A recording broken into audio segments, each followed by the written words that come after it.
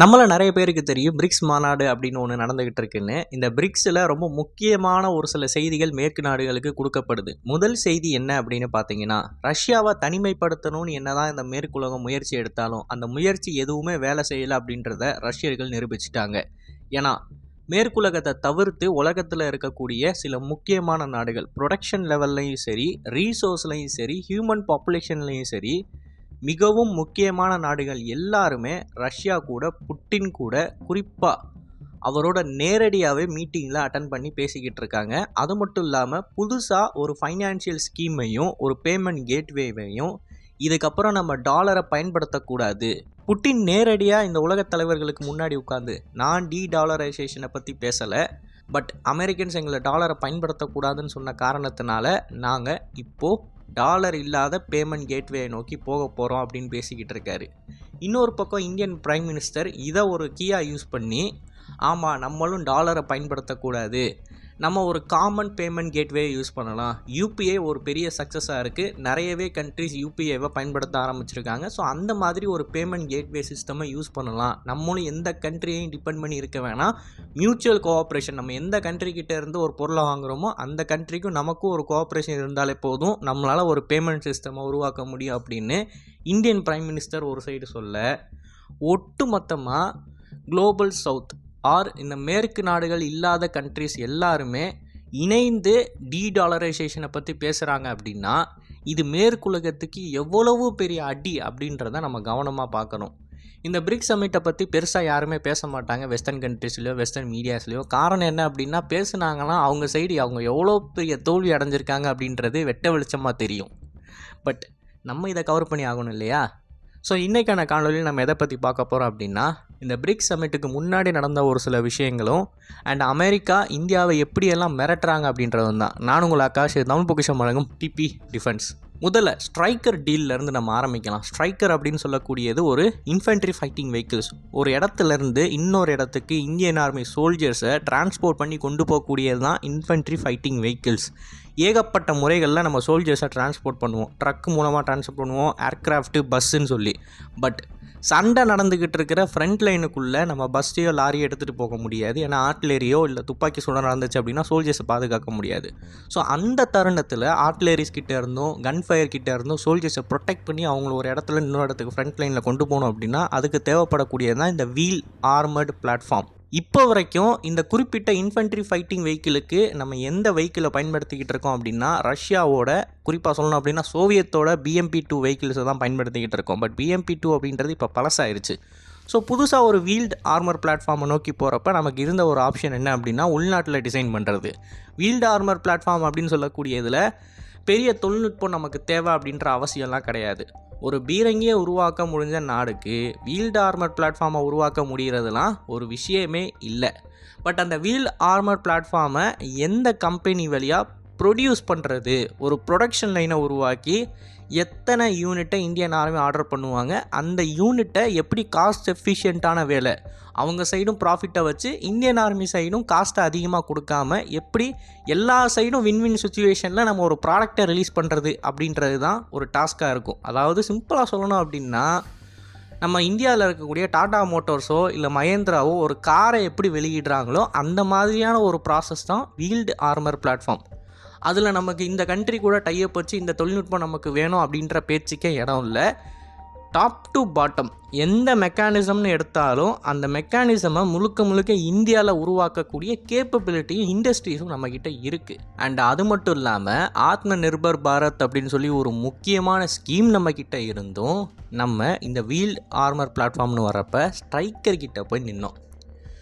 நம்மளோட சேனலில் பொலிட்டிக்கல் வியூஸை பற்றி ரொம்ப அதிகமாக காரசாரமாக நம்ம பேசுனது கிடையாது. நம்ம முடிஞ்ச அளவுக்கு ஒரு நியூட்ரலான ஸ்டாண்ட்லேயோ இல்லை அந்த சைடு கவர் பண்ணாமல் வெறும் டெக்னாலஜியையும் ஸ்ட்ராட்டஜியையும் மட்டுமே பேசிக்கிட்டு போய்கிட்டு இருக்கோம். பட் ஸ்டில் இந்த ஒரு வீல் ஆர்மர் பிளாட்ஃபார்ம் அப்படின்றது எனக்கு பர்சனலாக ரொம்பவே வேதனையை தரும் வகையில் இருக்குது. ஏன்னா இந்த வீல்டு ஆர்மர் பிளாட்ஃபார்மில் ஸ்ட்ரைக்கரை சூஸ் பண்ண அந்த MOD அஃபீஷியல்ஸ் இந்தியன் ஆர்மிக்காண்டி இந்த பிளாட்ஃபார்மை சூஸ் பண்ண மாதிரி தெரியலை. அவங்களோட பசங்கள்லாம் ஐவி லீக் காலேஜில் சேர்றதுக்காண்டி இந்த பிளாட்ஃபார்மை சூஸ் பண்ண மாதிரி தான் எனக்கு தெரியுது. முதல்ல மன்னிப்பு கேட்டுக்கிறேன் இவ்வளோ கடுமையான வார்த்தைகளை பயன்படுத்துறதுக்கு. ஏன்னா ரொம்ப மாதங்களாக நான் இந்த வீல்டு ஆர்மர் பிளாட்ஃபார்மில் அப்படி என்ன அட்வான்டேஜ் இருக்குது WHAPக்கும் ஸ்ட்ரைக்கரையும் கம்பேர் பண்ணுறப்ப அப்படின்னு சொல்லி நான் தேடி பார்த்துட்டேன். அப்படி எந்த வகையிலையும் பெரிய அட்வான்டேஜ் ஸ்ட்ரைக்கருக்கும் WHAPக்கும் நடுவில் இல்லை. அப்படி இருந்தும் ஏன்?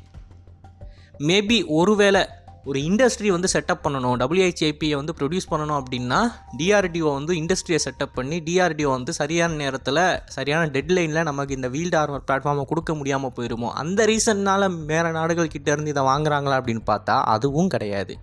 ஏன்னா டாட்டா தான் இதோட ப்ரொடக்ஷனை டேக் ஓவர் பண்ணுவாங்க. டாட்டா அப்படின்றது ஒரு ப்ரைவேட் கம்பெனி. ஆல்ரெடி இந்தியன் ஆர்மிக்கு ஏகப்பட்ட ப்ராடக்ட்ஸ் அவங்க கொடுத்துருக்காங்க. சஃபாரியை இந்தியன் ஆர்மி பயன்படுத்திக்கிட்டு இருக்காங்க. ஸோ இது வரைக்கும் பெருசாக எந்த ஒரு கம்ப்ளைண்ட்டும் டாட்டா கிட்டேருந்து வந்ததாக எனக்கு தெரியலை, நான் ரீசர்ச் பண்ண வரைக்கும். அப்படி ஏதாவது கம்ப்ளைண்ட் இருக்குது, டாட்டா இதுக்கு முன்னாடி ஏதாவது ஒரு ப்ராடக்டை டிலே பண்ணியிருக்காங்க, அக்செப்ட் பண்ண முடியாத அளவுக்கு டிலே பண்ணியிருக்காங்க அப்படின்னு ஏதாவது ரிப்போர்ட்ஸ் இருந்துச்சு அப்படின்னா கமெண்ட் செக்ஷனில் தாராளமாக மென்ஷன் பண்ணுங்கள். அடுத்த வீடியோவில் நான் இதை பாயிண்ட் அவுட் பண்ணுறேன். பட் அப்படி எதுவும் நான் பார்க்கல. ஸோ ப்ரொடக்ஷன் லைன்லேயும் சரி, டெக்னாலஜிலையும் சரி, நம்மக்கிட்ட இருக்கிற ஒரு ப்ராடக்டை ஒதுக்கிட்டு இந்த கண்ட்ரிஸ் கிட்டேருந்து ஒரு ப்ராடக்டை வாங்குகிறோம் அப்படின்றது எந்த வகையிலையும் சரியாக படலை. ஸோ இதுக்கு பின்னாடி ஒரு சூழ்ச்சி இருக்குமோ? ஒன்று இந்த MOD அஃபீஷியல்ஸ் அவங்களோட தேவைக்காண்டி பண்ணுறாங்களோ, இல்லை அப்படின்னா அமெரிக்கா நம்மளை மிரட்டி இந்த ஒரு டீலுக்குள்ளே நம்மளை கொண்டு போக வைக்கிறாங்களோ அப்படின்ற ஒரு கேள்வி எழும்புது. இப்போது இந்த இடத்துல அமெரிக்கன் வெப்பன்ஸ் அப்படின்னு வரப்போ நம்ம நிறைய விஷயங்களை பற்றி பேசியிருப்போம்.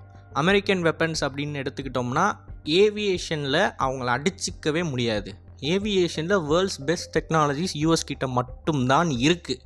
ஸோ US கிட்டேருந்து ஆப்வியஸாக ஏவியேஷன் எக்யூப்மெண்ட் வாங்குறப்ப அதில் நம்மளோட கம்பெனிஸோ இல்லை நம்மளோட கவர்மெண்ட்டோ எந்த வகையிலையும் இன்ஃப்ளூயன்ஸ் ஆகி அமெரிக்காவோட மிரட்டலுக்கோ உருட்டலுக்கோ பணிஞ்சு நம்ம எந்த ஒரு டெக்னாலஜியும் வாங்கலை. ஏன்னா அதுதான் கான்செப்ட். ஒரு சினுக் ஹெலிகாப்டரோ இல்லை ஒரு அப்பாச்சியவோ இல்லை C-17 க்ளவ் மாஸ்டரோ எடுத்துக்கிட்டிங்கன்னா they are the best in the world. Best எக்யூப்மெண்ட்டை நம்ம வாங்கியிருக்கோம்.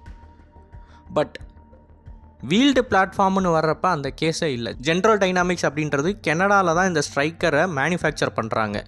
நம்ம கூட இவ்வளோ தூரம் டிப்ளமேட்டிக்கலி பிரச்சனையில் இருக்கக்கூடிய ஒரு கண்ட்ரியில் போய் நம்ம இந்த வீல்டு ஆர்மர் பிளாட்ஃபார்முக்கு ஆர்டர் கொடுக்குறோம் அப்படின்னா அது எந்த வகையில் நமக்கு சரியாக வரும் அப்படின்றது தெரியலை. அண்ட் இந்தியாவில் இருக்கக்கூடிய டிஃபென்ஸை ஃபாலோ பண்ணுற எல்லா முக்கியமான நபர்களும் சமீப காலத்தில் இந்த கனடா இந்தியா பிரச்சனை ஆரம்பித்ததுலேருந்து இந்த WHAP டீலை பற்றி தான் பேசிக்கிட்டு இருக்காங்க. யாருமே இந்த WHAP டீலில் ஸ்ட்ரைக்கருக்கு ஆதரவாக பேசலை. எல்லாரும் சொன்ன கருத்து என்னென்னா தயவு செஞ்சு வேணாம், இதையே ஒரு காரணமாச்சு அந்த டீலை கேன்சல் பண்ணுங்கன்றது. பட் ஸ்டில் இன்னும் அந்த டீல் கேன்சல் ஆன மாதிரி தெரியல அஃபிஷியலி.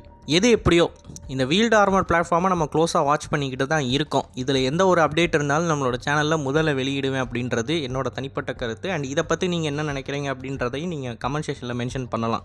பட் இதுக்கடுத்து அமெரிக்கா எந்த அளவுக்கு நம்மளை இன்ஃப்ளூயன்ஸ் பண்ணுறாங்க அப்படின்றத தெரிஞ்சுக்கிறதுக்கு சில நாட்களுக்கு முன்னாடி நம்ம போகணும். சில நாட்களுக்கு முன்னாடி ஒரு முக்கியமான பிரேக் த்ரூ ஒன்று நடந்தது. இந்தியாவுக்கும் சீனாவுக்கும் நடுவில் இருக்கிற பார்டர் ஸ்டாண்ட் ஆஃப் அப்படின்றது முழுமையாக முடிவுக்கு வருது. இந்த முடிவு இந்தியாவுக்கும் சீனாவுக்கும் அடுத்து நடக்க போகிற பீஸுக்கு ஒரு முதல் படியாக இருக்கும். ஆனால் இந்த ஒரு முடிவை மட்டுமே வச்சுக்கிட்டு நம்ம சைனாவை முழுக்க முழுக்க நம்பலாம் அப்படின்ற கேஸ்லாம் கிடையாது. ஏன்னா சீனர்கள் இதுக்கு முன்னாடி பல தடவை நம்ம முதுகில் குத்திருக்காங்க. எதுவாக இருந்தாலும் ஒரு பிஞ்ச் ஆஃப் சால்ட்டோடு எடுத்துக்கிட்டு நம்ம அதுக்கேற்ற மாதிரி நம்மளோட ஆக்ஷன்ஸை தான் ஃப்ரேம் பண்ணுவோம். இந்தியன் ஆர்மியும் சரி, இந்தியாவில் இருக்கக்கூடிய டிஃபென்ஸ் வெப்பன்ஸை மேனுஃபேக்சர் பண்ணக்கூடிய கம்பெனிஸும் சரி, எப்பயுமே சீனர்களை நம்ப மாட்டாங்க. சீனாவுக்கு நம்ம வச்சுருக்கக்கூடிய மிலிட்டரி ஸ்ட்ராட்டஜி அப்படின்றது என்றைக்குமே மாறாது. பட் சிவிலியன் மற்றும் எக்கனாமிக்கல் லெவலில் சீனாவுக்கும் நமக்கு இருக்கக்கூடிய சில உறவுகள் அப்படின்றது இப்போது மேம்பட்டிருக்கு அப்படின்னு தான் நம்ம சொல்லணும். நிறையவே சைனீஸ் இன்வெஸ்ட்மெண்ட்டுக்கு இந்தியன் கவர்மெண்ட் ஒப்புதல் கொடுக்குறாங்க. பட் அதுலேயுமே ஒரு கண்ணு வச்சுட்டு தான் கொடுப்பாங்கன்றது எல்லாருக்கும் தெரிஞ்ச விஷயந்தான். ஆனால் இந்த ஒரு பார்டர் ஸ்டாண்ட் ஆஃபில் நடந்த முக்கியமான நிகழ்வு அப்படின்றது கனடாவோட 5 ஐஸின் மூலமாக, அதுவும் குறிப்பாக கனடா இந்தியாவோட டிப்ளமேட்ஸை ஃபயர் பண்ணுற அளவுக்கு அமெரிக்கா இந்தியாவோட ரா ஏஜென்ட் மேலே ஒரு அரெஸ்ட் வாரண்ட்டை கொடுக்குற அளவுக்கு ஒரு ரிப்பிள் எஃபெக்டை கிரியேட் பண்ணியிருக்கு.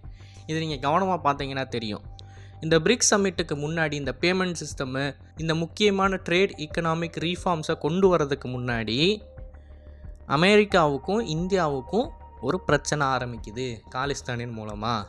முதல் விஷயம், நம்மளோட இந்தியன் சிட்டிசன்ஸையோ இல்லை நம்மளோட இந்தியன் ஆசட்ஸையோ இன்டைரக்டாவோ டைரெக்டாவோ அட்டாக் பண்ணுறாங்க. ஃபார் எக்ஸாம்பிள், ஏர் இந்தியா விமானத்துக்கு பாம் வச்சு உள்ளே இருக்கிறவங்க எல்லாத்தையும் கொல்றாங்க அப்படின்னா அவங்க நமக்கு தீவிரவாத இயக்கம். அந்த தீவிரவாத இயக்கத்தில் இருக்கிற சில முக்கியமான தலைவர்கள் இந்தியாவுக்கு எதிராக மிரட்டலை கொடுக்குறப்ப, இந்தியன் டிப்ளமேட்ஸுக்கு எதிராக குறிப்பாக மிரட்டலை கொடுக்குறப்ப, அந்த நபர்களை அசாசினேட் பண்ணுறது அப்படின்றது நம்மளோட கடமை பேசிக்கலி. பட் அந்த அசாசினேஷனை நம்ம வெளிப்படையாலாம் பண்ண முடியாது, மறைமுகமாக தான் பண்ணணும். மாட்டிக்கிட்டால் அதுக்கு சில கான்சிக்வன்சஸ் இருக்குது, அதையும் நம்ம ஃபேஸ் பண்ணி தான் ஆகணும். ஏன்னா நம்ம அசாசினேட் பண்ணுறது வேறு ஒரு ஃபாரின் கண்ட்ரியில் இருக்கிற ஒரு ஃபாரின் சிட்டிசனை, அவங்க இந்தியன் சிட்டிசன் இல்லை இப்போது. ஸோ அப்படி இருக்கிற சூழ்நிலையில் சில பிரச்சனைகள் வந்தால் அதை நம்ம ஃபேஸ் பண்ணி தான் ஆகணும். அதில் எந்த விதமான மாற்று கருத்தும் இல்லை. பட் அந்த பிரச்சனைகள் எப்படி வரும் அப்படின்னா, எவிடன்ஸ் இருந்துச்சு, சாலிடான எவிடன்ஸ் இருந்துச்சு அப்படின்னா தான் பிரச்சனை வரும். எவிடன்ஸ் இல்லை அப்படின்றப்ப எந்த ஒரு கவர்மெண்ட்டும் இதை பெருசாக எடுத்துக்க மாட்டாங்க. ஏன்னா கனடாவை பொறுத்த வரைக்கும் அவங்களோட பாயிண்ட் என்ன அப்படின்னா, ஓகே இந்தியா தான் இதை பண்ணியிருக்கு, பட் இந்தியா தான் பண்ணியிருக்குன்றதுக்கு எவிடன்ஸ் இல்லை. இந்தியா கொன்ன ஒரு ஆள் உத்தமம் கிடையாது, அவங்க ஒரு டெரரிஸ்ட்டு. ஸோ நம்ம இதை பெருசாக கண்டுக்க வேணாம் அப்படின்னு சொல்லி தான் எல்லா கண்ட்ரிஸும் இதை நகர்ந்து போவாங்க. யூகே மாதிரி. யூகேயில் ரிஷி சுனாக் பவரில் இருக்கிறப்ப காலிஸ்தானோட ஒரு முக்கியமான ஆளை போட்டு தள்ளுறாங்க. அப்படி போட்டு தள்ளுறப்ப யூகே பெருசாக எந்த ரியாக்ஷனையும் கொடுக்கல. ஏன்னா அவங்கள பொறுத்த வரைக்கும் எவிடன்ஸ் கிடையாது இந்தியன் ராவோட இதை சேர்க்குற மாதிரி. ஸோ இந்த கவர்மெண்ட் என்ன முடிவு பண்ணுறாங்க, ஓகேப்பா இது நாங்கள் ஒரு கேஸாக இன்வெஸ்டிகேட் பண்ணிக்கிட்டு இருக்கோம், யார் பண்ணான்னு தெரியல அப்படின்ற மாதிரி கொண்டு போயிட்டாங்க இதை. அண்ட் அமெரிக்கா என்ன பண்ணுறாங்க, இந்தியாவுக்கு அகேன்ஸ்டாக ஒரு அலிகேஷனை வைக்கிறப்ப சாலிடான எவிடன்ஸை வச்சு தான் அந்த அலிகேஷனை கொண்டு வராங்க. நம்ம பண்ண அசாசினேஷன் அட்டம்ப்டில் மிஸ் ஆனது யார் அப்படின்னு பார்த்தீங்கன்னா பன்னு. இந்த பன்னுவை செய்கிறதுக்கு நம்ம தான் ஆள் அனுப்பணும் அப்படின்னு அமெரிக்காவுக்கு சாலிடான எவிடன்ஸ் இருக்குது.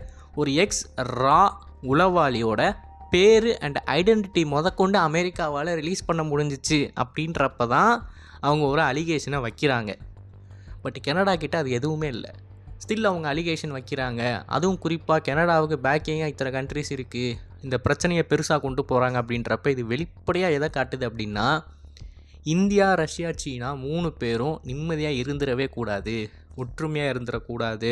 பிரிக்ஸ் அப்படின்ற இந்த அமைப்பில் இருக்கிற முக்கியமான 2 கண்ட்ரிஸ் இந்தியா மற்றும் சைனா ட்ரஸ்ட் பண்ண ஆரம்பிச்சிட்டாங்க அப்படின்னா பிரிக்ஸோட வளர்ச்சியை தடுக்க முடியாதுன்னு வெளிப்படையாக தெரியுது.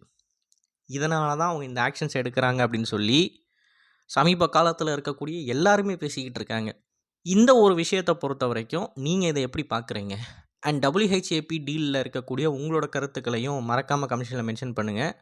அண்ட் வழக்கம் போல் இந்த மாதிரி நிறையவே செய்திகளை தெரிஞ்சுக்கணும் அப்படின்னு நினச்சிங்கன்னா டிபிடி சேனலை ஃபாலோ பண்ணிக்கோங்க. நல்லதை இப்போ நல்ல சமுதாயத்தை உருவாக்கும். நன்றி, வணக்கம்.